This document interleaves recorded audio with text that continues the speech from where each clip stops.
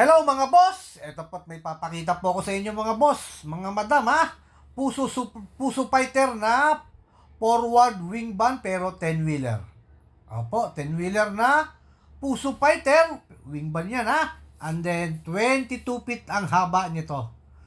At marami naghanap ng mga ganito pero isusong hinahanap. Pero ito po't meron na nga na puso fighter 8 stud.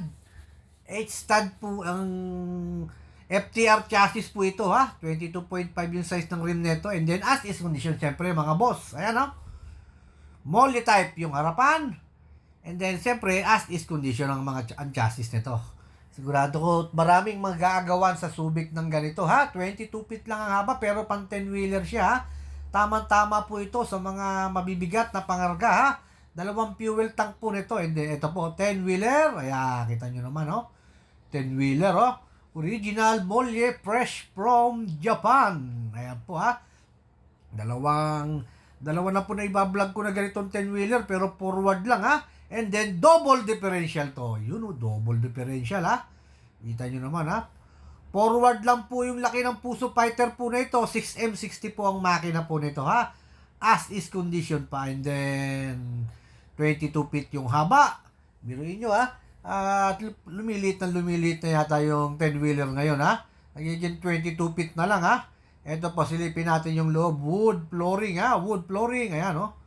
Okay naman po. So far so good yung kanyang flooring. And then titignan natin sa kabilang anggulo.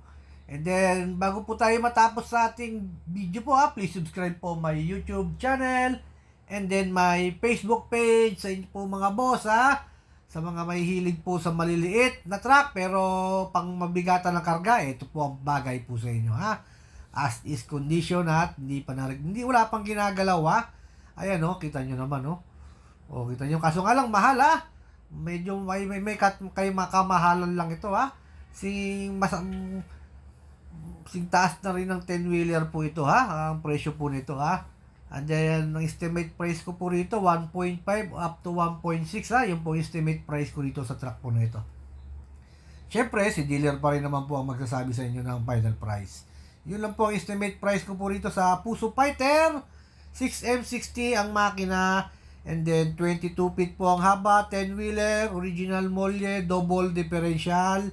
11R po yung size ng rim niya. And then 8-stud FTR chassis. Ayan ha. Ang ganda po ng truck ha. Talaga mapapaibig po kayo.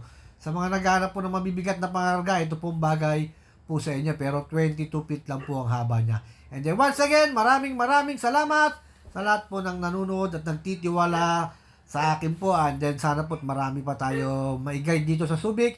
Sana po sa susunod, kayo naman po ang mai-guide ko rito sa Subic upang maghanap ng mga truck po ninyo.